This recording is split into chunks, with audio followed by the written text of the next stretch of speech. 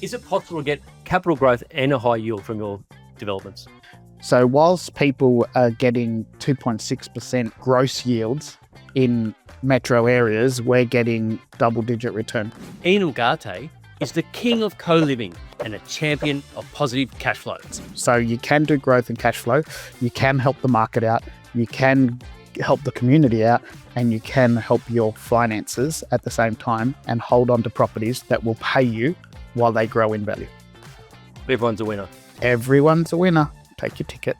But Ian's journey wasn't always smooth sailing. Incredibly grateful for the worst day of my life, because without it, I wouldn't be here talking to you. Well, I'm glad you are. Really glad you are. From tough beginnings to smart returns, it's all in this episode of 10 with Ty. Hi, I'm Tyron Hyde, the CEO of Washington Brown, the property depreciation experts. Now, I'm a qualified quantity surveyor and also a best-selling author who's helped hundreds of thousands of property investors over the years pay less tax through depreciation. I'm also an avid investor, which is why I created the podcast series 10 with Ty, where I ask the smartest people I know the same 10 questions to unlock the keys to their success and hopefully leave a playbook for my family and your family too about investing. Now, this podcast is general in nature and not specific to your financial circumstances. We always recommend you sit down with an accountant or financial planner before making any investment decisions. Now, let's get on with the show.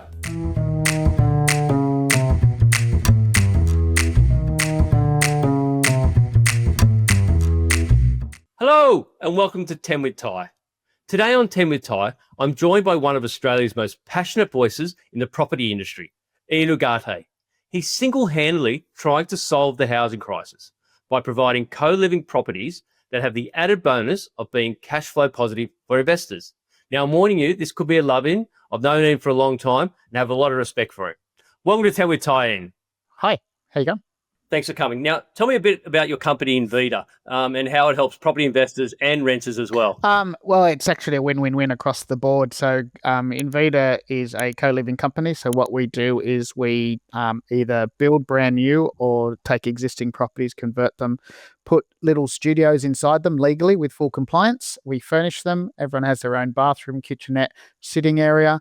The people that rent the properties, they save themselves 1/3 to 1/2 off their normal weekly rents, which includes utilities as well. So they're better off.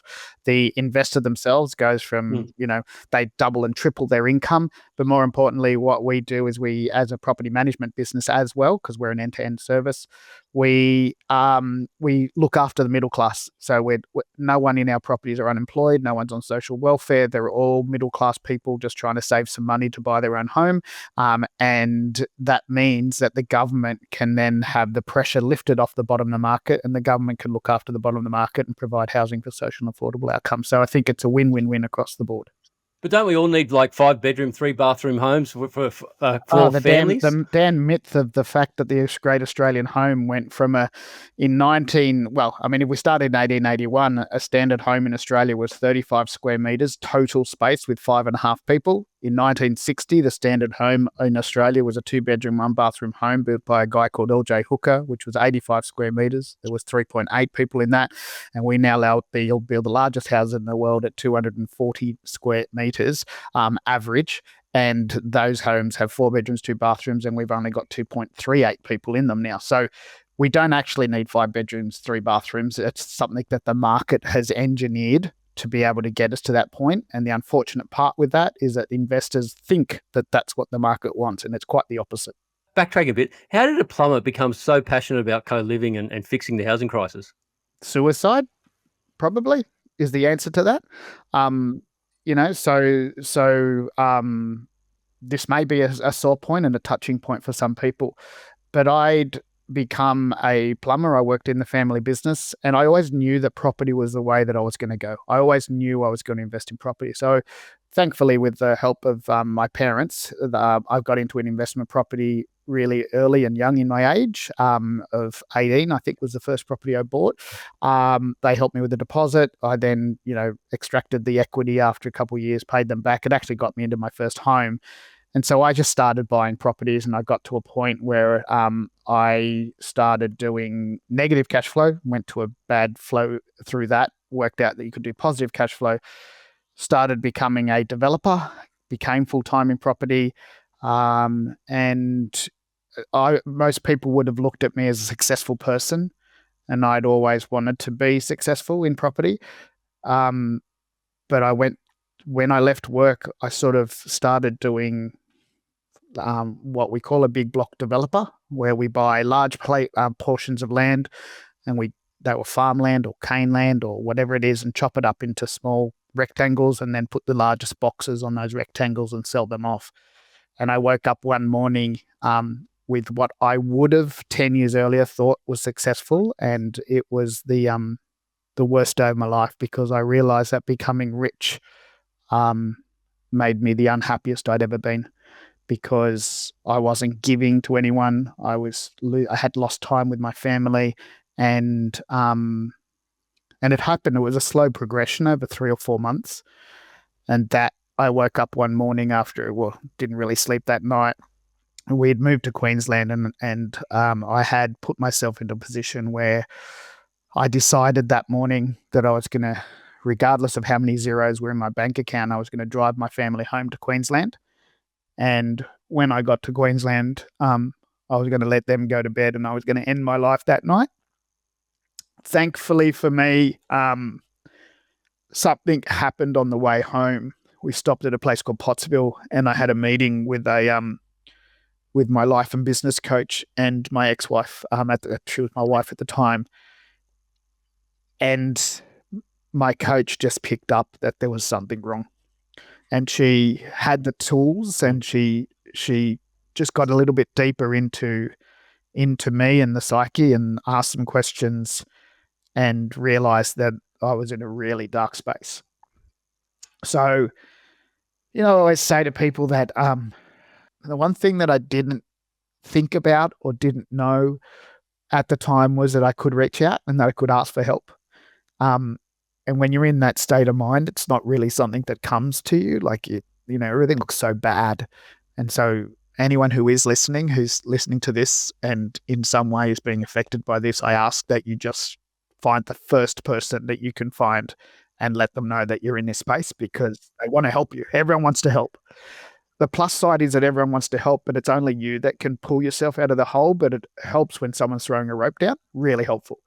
So the reason I got into this space was because I realized that there was a quote that I read really early on in property investing. And, there's some people want to be rich and other people want to be wealthy. And rich people have a lot of money and wealthy people have time to spend it. And I'd become rich and not wealthy. Mm-hmm. So we started looking at finding ways that were going to help the community in a positive outway. And as well, on top of that, was going to make us a profit. And that's how we landed on co-living. By default, we found a property strategy that not only was going to help the community, but secondly, was going to actually make us profits. And the irony of all of that was that we made more money, and we were helping people out. Yeah, right. So I always stick by the statement that I'm incredibly grateful for the worst day of my life, because without it, I wouldn't be here talking to you. Well, I'm glad you are. Really glad you are. Are you wealthy now as well, Ian? Having more time as well? So it's the one thing that changed in my life. The question about what do you see as successful? I see success being that you have children and grandchildren that want to see you. They want to spend time with you, and they don't care in the end how much money you've got in your bank account. They don't care in the end how many property deals you're doing. They just want to spend time with you. And I think success is knowing that your family wants you around. And that's a real big positive for me. Was negative gearing part of the problem of how you got into this bit of a rut before? No, I had actually got myself out of that rut, negative gearing. I mean, back then when I was negative gearing, it was the norm, right? I had very young age, 7 properties, $36,000 negative cash flow on a $96,000 wage. You take the 36 off that, you're down to 60. You take the tax off that, you're down to about 30, and then you're claiming back 12 grand. Now, back then I was so simple in my investment strategy that I didn't even understand that I didn't get 36 back. I thought that I would get $36,000 back. That's what I thought. And until one day someone said, "No, man, like, are you sure you got that right?" And so, of course, I then started to smarten up a little bit. And so I'd done everything wrong. I'd bought negative geared properties. I'd bought them in my own name. I'd cross securitized. Everything that you could possibly do wrong, I'd done wrong. And I went to a seminar where someone talked about positive cash flow, and I said, "That's ridiculous. How can you positive cash flow?" And then my eyes opened up. So I managed to get myself out of that. But back then, negative cash flow, everyone talked about. Everyone said it's the only strategy you should do. And now it's actually the opposite. If you're negative cash flow now, there's going to be someone in the room that's going to say, "What the hell are you doing?" Like, I always say to people, I don't go out of my way to buy a business to lose money in that business just so I can get my tax back. That's the most ridiculous concept in the world. And you take that to America. You go to America and say, "I buy a property on purpose so I can lose money." They'll go, "You got rocks in your head." Yeah, insert American accent. It's just like. But with positive cash flow, don't you need, like, for one of your deals, don't you need like 30% deposit? Not for a bit harder for some people to get that much money. It depends which way you do it. There are second-tier lenders that are doing up to 95%. Obviously, the interest rate is high. Really? Yeah. The way the lender structure happens, and I'll tell everyone. Columbus Capital is one of the bigger funders of the second-tier lenders that do this product, and there's Granite and there's Blue Horizon. There's a few that do it, but they use Columbus Capital money. And you want to do an 80% lend, good, interest rate 6.5%. You want to do interest only, good, it's now 6.75%. You want to do 95%, well, now it's at 7.5, 7.6% P&I. So there's levels and steps that you want to go to. Regardless, though, there are products out there, and that can only mean one thing, and that's that a Big Four lender is coming into the market soon. Because they realize that this is actually something that they can lend against, and it's got security. Their concern has always been that what's the risk if the mortgagee, if it happens to mortgagee in possession, we have to take back the property. And talking to one of the Big Four lenders recently, they said, "Oh, we've got to get all the people out, and then we've got to resell the product." I go, "What are you talking about? Like, why would you move people out of a cash flow positive property? Like, if a commercial property went under, would you move the tenant out, or would you sell it as a going concern?" They said, "Well, it's a going concern." I said, "Well, it's the same with this product as well. Why wouldn't you sell something that's already positive cash flow returning, and you can sell them at an 8 or 9% cap?" So they're starting to open up and realize that there are others. You can go for commercial lending, which will be 60 or 70%. But really, there are products out there that'll do as a residential lend. And what yields are your properties getting? If you're borrowing at 6.5 and they're positive cash flow, is it different from a conversion type one or a brand new build? Slightly different. It depends if you can hit the market. I mean, at the peak of value in the Perth market, we were getting new builds at 14%. Like, that was absurd. Like, they were outliers, but we were generally picking up between 11 to 13% new builds in Perth. Obviously, the prices rose and the yield dropped out. But at the moment, I can go to Victoria and get 11% return on a conversion, probably a 9.5 to 10% on a new build. So the market's there, and it's doable.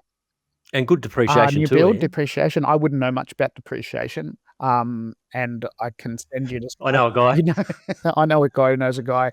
But yeah, I mean, you're talking in the first year of, you've got sometimes more, but on average, there's going to be 5 or 6 kitchenettes, 5 bathrooms, 6 bathrooms.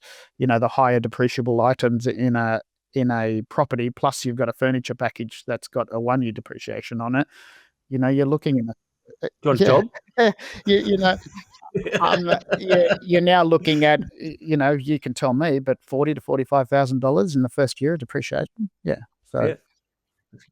And what makes an ideal conversion? What are you looking for when you're buying these, or is that trade secrets? No, it's pretty simple. I mean, learning how to design them is one thing. So, like, I can tell you what I'm looking for. I'm looking for plumbing points because I need to put more bathrooms in. I'm looking for a floor plan that doesn't require what we call a split room. So a split room will be, you have the actual bedroom on one side of a hallway and they've got to leave their door to go to their bathroom. I will never do that. So that floor plan has to make sure that it meets that requirement. And people always say, yeah, but what about, you're going to have to dig up concrete floors, because most of the projects we do are on slab, but we do all our plumbing above ground. So if I've got a laundry in the garage, well, that means I've got a bathroom point that I can convert the garage into a room with a bathroom and a kitchenette, and we run all the plumbing above ground, so we have a raised floor in the bathroom, and that means that the wall behind the garage will also be able to have a bathroom put in too. So I've already got 2 bathrooms out of one point. So, they're the things that we're looking for. We're looking for a 20 or 30-year-old 4-bedroom, 2-bathroom slab construction home with a good floor plan and good plumbing points. And would you choose, if you had to choose one, whether it's a new build or a conversion, what would you choose? If it was 4 years ago, I would probably choose a new build. At this point in time, in greenfield estates, in some areas of the country, I would stay away from a greenfield build. And when I say greenfield, What a greenfield is that type of big block developer. They go and buy a piece of farmland and they get approval to chop it up into little rectangles. The reason I want to stay away from that at the moment is that we're finding in some areas, so because again we're property managers, we're finding in some areas that we could drop our price to $100 a room, and they're generally averaging $350, but we wouldn't be able to fill them at $100 a room because there's no eyes on it, and then they're too far out, and there's an oversupply in some areas. Okay, so we consult to a number of builders, and we say to the builders, look, we've done this estate, we've done the checks, we've done the zones, we've done the overlays, we're all good. You can sell that block of land with co-living. I suggest you only sell 3 in this release. Now, that's well and good, except that I don't have control of every builder in the country, and every builder in the country has now jumped onto co-living, and they're building 5, 6, 7, 8, 9, 10 of these properties in the same estate. And so I don't have eyes on that. So for me right now, the answer to the question is I much prefer to do a conversion on an existing property for 2 reasons. One, because I can get in and out of the property. So our construction, my builder's license, my plumbing license, my real estate agent's license. So I decided if I was going to do 3 professions, I'd probably choose the 3 that are the most untrustworthy professions in the industry.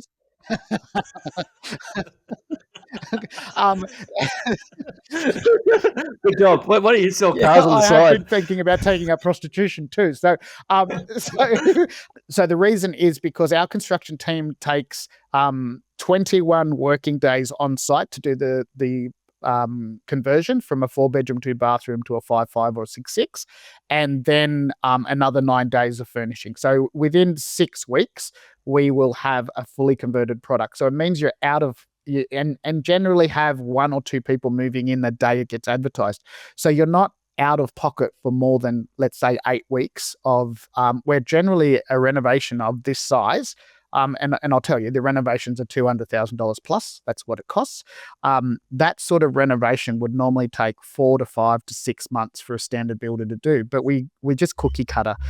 Everything's the same. Everything's in and out. We do it with quality. We do what we need to do to get the rent we have to get. There's no use putting granite bench tops into a property when it's not required, right? So and so we're unemotional about that part of it. We're emotional about making sure that the people that live in it are actually getting better off. So that's the first reason that we get in and out really quick. The second reason is because of the lack of ability to oversupply. So if I buy a house in a street that has 50 houses and I do a conversion in that street, 1, there's not going to be a parking problem. 2, they're not going to convert the 50 houses. There's probably unlikely that there'll be another rooming house in that street. So that means that we'll be able to fill it quite easily. So that's my preference at the moment. Long answer, sorry. And whereabouts are you doing? Melbourne? So we currently do 3 states. We do Queensland, Victoria, and WA. We're adding Tasmania and New Zealand as we speak. Oh, right. Why not Sydney? New South Wales, I wrote the New South Wales co-living policy, and the one thing that I wanted in the policy was the thing that they removed. So in New South Wales, if I want to build a house or a granny flat, I can go to a private certifier and do what we call a CDC approval, which means a private certifier ticks off on that and then hands all the documentation to the council. In for the co-living product, they said there's no way we're giving it to a private certifier for approval. You have to go to council. And when I've got to deal with council, I don't deal, because if it's my own personal deal, I'll take the risk. But when I'm dealing on behalf of a client and I don't know what the outcome's going to be, I won't deal with it. So unfortunately, in New South Wales, we won't do co-living. But in the other states, I can go to a private certifier and get approval within 2 to 10 days. Awesome. All right, final question before we get into my world famous 10 with Ty questions. Is it possible to get capital growth and a high yield from your developments? Yeah, I busted that myth in 2009. So you can do growth and cash flow in the same deal now because of co-living. And now people say, yeah, but what about the capital growth? The capital growth is exactly the same for a suburb. Capital growth doesn't happen on an individual product. It happens on the suburb. So, so whilst people are getting 2.6% gross yields in metro areas, we're getting double-digit returns. So you can do growth and cash flow. You can help the market out. You can help the community out, and you can help your finances at the same time and hold on to properties that will pay you while they grow in value. Everyone's a winner. Everyone's a winner. Take your ticket. Do you own an investment property? Washington Brown has helped over 250,000 property investors pay less tax with a depreciation schedule. Visit washingtonbrown.com.au to pay less tax today. This is my start of 10 with Ty. Question number 1. What has been your best investment, Ian? It's about to happen. After years of working in advocacy and spending millions of dollars, a local council that I'd worked with for co-living in an advocacy role and consulting role came to me and said, we've got a block of land. Do you want the 3 blocks of land? Do you want to do something? And I said, yep. I put a proposal in front of them. They're selling me the 3 blocks of land at 30% below market value. I don't have to pay for them. They'll put them in my name. I don't have to pay for them until the occupation certificate comes through. I then designed 35 units, 6 commercial shops and a car park. I went to the social and affordable housing of government and said, do you want to buy some units? They said, yep, we'll buy all 35 units off you at contract price. We'll put the money in a bank account where the builder can draw down on that money. And then at the end of the deal, you just hand over an occupation certificate. So the deal's going to cost me about $400,000 in DA works. And I don't have to put any funding or any money into it until the end of the deal. Do you need a money partner? There's no money I don't need a money partner. I don't need a money partner because there's no money. I thought you were going, that sounds like a cracking deal. How did that come about? I mean, that's just so that's the difference. That's the difference between pre-suicide to post-suicide. It's the way that you approach life. And if you're helping people out, they talk about karma, and I just think that that's karma. It's coming back. Fantastic. I actually thought you were going to say, well, congratulations on that deal. It sounds like a cracker. I thought you were going to say your airplane ticket to New Zealand when you got locked in and ended up with Holly, your wife. So that's your best investment. Yeah, it's a long story, that one, but effectively I went over for one meal, one date, and I had the chance to come back to Australia because they were locking down, and I decided I'd take the chance, and I stayed in New Zealand and got caught in New Zealand for 4 months, and it ended up working out. And she's downstairs, the CEO of our property management business, and we're married and we're happy. Fantastic. All right. Question number 2. What's been your worst investment? There's been quite a few of them, and anyone who tells you they haven't had a bad investment is lying. The way that I can explain my bad investments is I didn't follow my gut. And I had bought, like as an example, I'd bought heaps of properties in this one town. I went in there and I had a contract on a property that was not unconditional yet. I just felt it was wrong. I could just feel it, and my head took over and the numbers took over, and it was the worst one of the worst investments. And yeah, every time I haven't trusted my gut, it's gone south. All right, question number 3. What's been the most valuable investment advice you've ever received? By a previous guest of yours who was told by his mentor that you can't get hurt by a deal you don't buy. Who was that? Steve? Was that Steve McKnight? Yep. He's my bestie, Steve, and we sort of co-mentor each other. And there's times where Steve wears a black hat, and it's good to have someone like that that's always showing you the downside.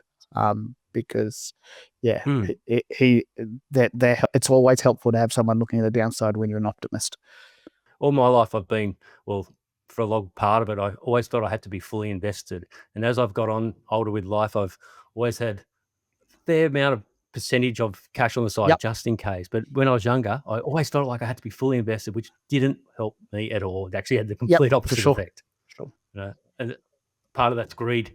Question number 4, what's your ideal portfolio mix? Obviously, some co-living's got to be in there, lots of it. So for me, that high yield and growth strategy. So buy metro area, good growth, and then make sure it's positive cash flow. And then, a good mix of commercial, industrial type setup is always the way to go from my point of view.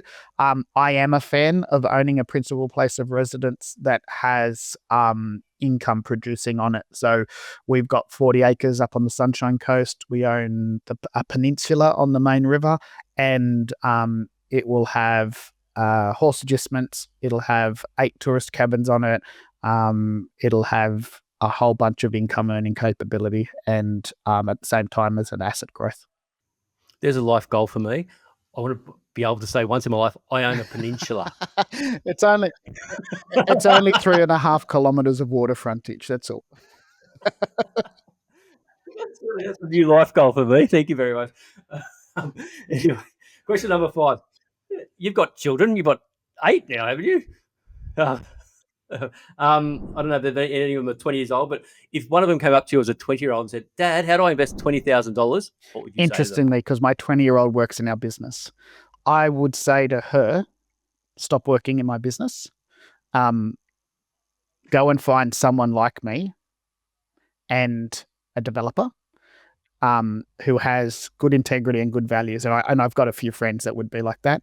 And I'd say, pay them $20,000 for you to be their PAEA for the next however long. So work through the $20,000 for 6 months until, become efficient for them, and then stick by them for the next 3 to 5 years, and be involved in the handover of information if they're willing to do that. And then come back and work for you? No, go off and grow your wings, do your own thing. You don't need to be... I thought in one of the seminars I saw you talking, you're hoping that one of your daughters was going to run the business one day. That's her. That's the one that I'd tell to go away and do something else, because ultimately, what do we want for our children? Do we want our children to take on our legacy, or do we want them to grow and, I want my child to take over my business. It's one of the things I've always said I wanted. But if I stop looking at the selfish component of what that is, I want her to grow her own rings. I want her to make her own trail in the world and do it on her own.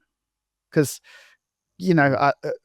I just think that there's an entrepreneurial skill that's gathered by having to go through the heartache of building a business. And that's something she deserves, rather than being given to her, which will be a downfall for her if I give it to her.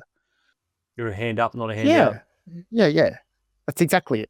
What about a 20-year-old who's not your child? Any advice you give the 20-year-old that wasn't your child? I would say to the 20-year-old exactly the same thing. I'd say to the 20-year-old, approach someone like me and say, I've got $20,000.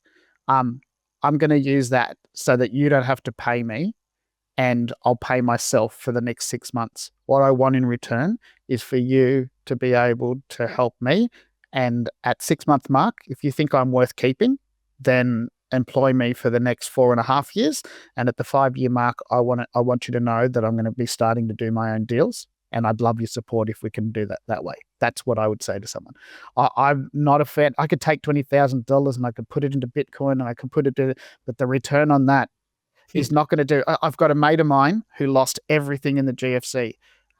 Where are we? We're about 18 years since the GFC. The guy, after losing everything and having to do the 5 years plus 3 years, so really where we are is 10 years. So in 10 years of investing, he's gathered all the information in his head, and he's used all the information in his head to reposition himself.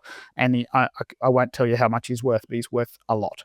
And that's because they can't take away what's in your head. And $20,000 invested into a 20-year-old, by the time they're 25, with the information in their head, that can't be taken away from them. That's income producing for the rest of the life. If you know how to run a business, you could sell ice, you could do property development, you could sell caravans. If you understand business, then entrepreneurship is the thing they can't take away from you, other than Alzheimer's.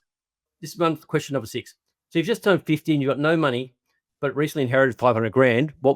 How would you spend it, or what would you do with it? I'm thinking with you, it might be co-living. Yeah, but you have to manufacture growth. That $500,000 isn't going to give you much. So you're at the age of 50, right? So I'm now 50. I can't remember, 52, I think. So I'm at 52, right? So interestingly enough, we just finished a deal with $480,000 as a starting pace. All right. So 500,000, including the stamp duty. So we bought a block of land, had a old house on it. We subdivided that through a quick pace subdivision. So there's fast track subdivisions you can do. We spent $60,000 on that. That turned it into 2 blocks of land that were worth $760,000, I think. We refinanced on that $760,000. We built 2 duplexes on each one. So we've effectively had 4 townhouses side by side, each one of them being co-living. Total deal cost us $1.45. The end value was $1.8, which meant that I could refinance and get all my money back and still have near $500,000 in my bank account with a yield of around 10%. That will then mean that you can go and do the same thing over and over and over again. So manufacturing growth is one of the most important things if you want to be active in your property investing, to be able to continue being able to what they call recycle your money. Get into the next deal, get into the next deal, get into the next deal. All right, question number 7. If you could go back in time, what would you tell your 20-year-old self about investing? I would say take less risk. And I take my brother and myself as an example. My brother's 9 years older than me. He has about the same amount of wealth as I have, but he took zero risk to get there. And I took risk everywhere. I lost money. I made money. I became unhappy. And, so I would say do less risk. If I had my time again, I would still take the risk because I couldn't do what my brother does. And that's because my life would be boring, and I can't be boring. So how did you get there without any risk? He just bought investments that were absolutely securely positive. He owns a $10 million house it's probably worth $13 million in Little Bay. Like, he just took very little risk. And even buying that block of land in Little Bay was high risk for him. It was low risk for me. But he's just bought investments that do well, and they've grown in capital. But he's worked hard, and so have I. But he's just worked and got to the point where he's got to. And, good on him. But like I said, 2 very different personalities. If you like this podcast, don't forget to subscribe. And if you do, and you leave a comment, send me an email to tyron@washingtonbrown.com.au, and I'll send you a couple of my books for free. What legacy do you want to leave your family or your community?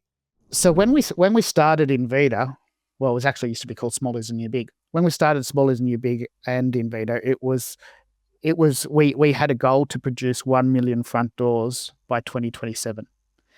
And earlier this year, we sat in our yearly business meeting, and in our planning, we worked out that we hadn't achieved the 1 million doors.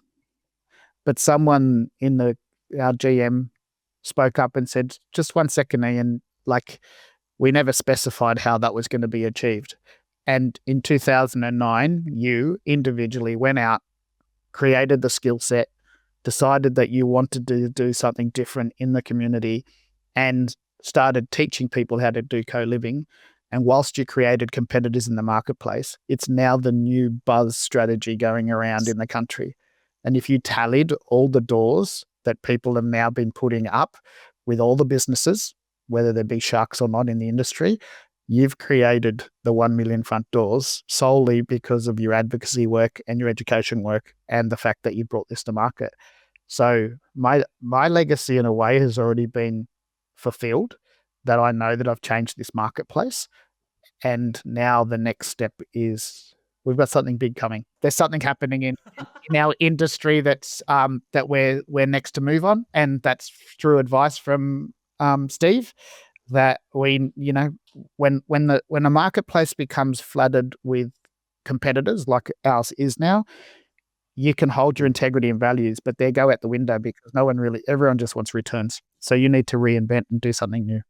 I know, because I get them in my feed all the time, a Facebook feed, and it's like, you can get 20% yields. Is it all just a load of crap? Oh, 21% yield. I know the ad you're talking about. 21% returns. Come on. Like I reversed engineered that deal, and you would have to buy a block of land for $175,000, build a 9-bedroom co-living property, rent it for $350 a room in an area where you wouldn't be able to get $225 a room. It's just absurd. Like, it's just so ridiculous, And the problem is, it's the people that sold the NDIS and the SDA products that have hurt investors are now moving into co-living. And it's, you can take a bucket of fresh water and pour it into a septic tank, and that fresh water is not going to stay clean. And that's how I feel about the market. And I'm really downgrading co-living.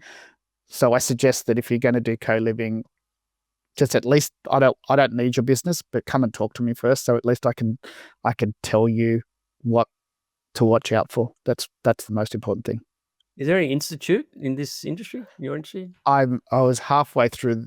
I was in the throes of creating the association so that we would have members that would only sell stuff that was compliant and legal. And in the end, I'm going to be. It's sort of like trying to control a lion with a piece of cotton thread. I just can't do it. It's too hard. So what should people look out for? They should look out for making sure that no salesperson is telling you that this is a 3-bedroom model, and if you put 3 people in here, you don't have to legally be compliant as a 1B dwelling. A 1B dwelling is the type of building classification that you're required to have co-living. And as soon as someone starts giving you returns that seem unrealistic, you need to be asking questions. So, is it 1B compliant? If it's less than 3 bedrooms, I still need it to be 1B. If it's being sold in a greenfield estate, do you know how many other properties are being built by other builders in the same estate? And if the answer is, oh no, the developer's only selling land to us to do co-living, you need to run a million miles. If you're getting returns above 12% gross, you need to start questioning whether that's true or not. And like, I'm happy for you to put my phone number on this podcast, my personal phone number, because I will take phone calls from people to protect them from going into a deal that's going to hurt them, because I don't want people being hurt investments. They should be putting them in a better place, not in a worse spot. I love your passion always, Ian. And we will be giving links down there to you. And I think the quickest warning sign is, the above 12%, right? Like, really, where do you get that in property? I think that's got to be the clearly obvious warning sign. Number 9, what does success look like to you, Ian? Well, I think we talked about success. I think having a family, the most important thing about success is that you want a family that wants to be around you. You've got time, you're wealthy, so you're not rich. You don't have a lot of money, but rich being you have a lot of money, but you want to be wealthy. You have a lot of money, time to spend it. And I often go back to a nurse who worked in palliative care for 40 years. She wrote a book, and she wrote down she would always ask people that were willing to talk to her, what are the things that you regret on your deathbed? And it was never, I wish I would have spent more time building a business, or I should have done that business. It was always, I wish I would have spent more time with my family. I wish I would have done more holidays. I wish I would have spent time with friends. Those are the things that on your deathbed, you're going to regret not doing. And that's my definition of success, doing the things that when you get to your deathbed, you don't regret your life. Love it. Final question. Now, this is why I started this podcast, because my father I seen when I was growing up, he lost all his money. So, and I've done all right over the years. So I wanted to ask you this question. So Warren Buffett is quoted as saying, rule number 1, never lose money. Rule number 2, never forget rule number 1. How do we not lose money, Ian Ugarte? Let's go back to the quote that when we started Small is New Big and Invita, it was, it needs to make, the quote we use in the business is, it needs to make sense before it makes dollars. But it has to do both, right? Yep, so So if I go out to do a property deal, the first question we ask in this business is it going to help the community first? And secondly, is it financially viable? Because if it doesn't do both, we don't do the deal. We can sit on a couch and watch Oprah and reruns of Jerry Springer and go broke. We don't have to go out and do property deals, right? So for me, it's making sure that it has a financial sense. Now, I'm really passionate about not using the word passive income. I don't believe that passive income exists. There is no income in this world that comes to you without you needing to do some sort of work. So positive cash flow, absolutely. Passive income is a furphy, right? So for me, it has to be positive cash flow. If it's not positive cash flow, then don't do the deal, because there's a saying that an accountant mate of mine says, I have never seen anyone retire on a negative cash flow portfolio. It's not possible. Not possible. Yeah. Very good. I love that. Good way to end. All right, there's one bonus question I always ask, Ian, and for you, it's a good one when you think about this one. Okay, the bonus question is, if you were housing minister for a day, how would you fix the housing crisis? If I was stuck in an elevator with the housing minister and planning minister for 30 seconds, I would say exactly this. You do realise that 80% of the marketplace that's looking for rentals right now are singles and couples, and 80% of all new developments coming onto the marketplace are 4, 5, 6-bedroom houses. To fix this marketplace, you make it easier for the investors who destroyed this marketplace to create more front doors by doing co-living. Create the pathways. The investors will fit into their pathways, and by default, you will have a fix to the housing market quicker than any funding that the government can put together. Do it now, and I'm on your side. That was wonderful. You've thought about that before. I've said it to many of them. They're not good listeners. They're not good listeners. That's the only problem. Oh, good. Well, that's been fantastic. Thank you for being on 10 with Ty. We're going to put all your links up there and stuff on the show notes. And best way, what's the best way to contact you? Invida, invida.com.au, as opposed to Nvidia, the multi-processing company that would be $1 billion worth. And I'm absolutely, honestly, don't care. If someone wants to call me, and I think we're going to get more than 30,000 downloads, 0419 669 319. You can call me anytime. And just make sure that when you do send a message to Ty, that he's reminded that my fastest marathon time was in Berlin at 3 hours, 23 minutes and 17 seconds, which was way quicker than Ty's. I was sick, so we did do a marathon together, but I was sick, and that's all I'm sticking to. Thank you very much for reminding me every time I see you. Thank you very much for listening, everyone. And look, just a quick note. Thank you. It is right. We cracked the last little episode, cracked 20,000 downloads. I can't believe that, which is pretty amazing. So that's our goal to beat this one. To get more on this one. All right, thank you, Ian. Cheers. Thank you. Now, before you go, Ian did speak about some struggles that he had in his life, some ups and downs of his career.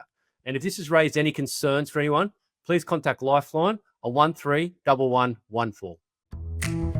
10 with Ty is brought to you by Washington Brown, the property depreciation experts.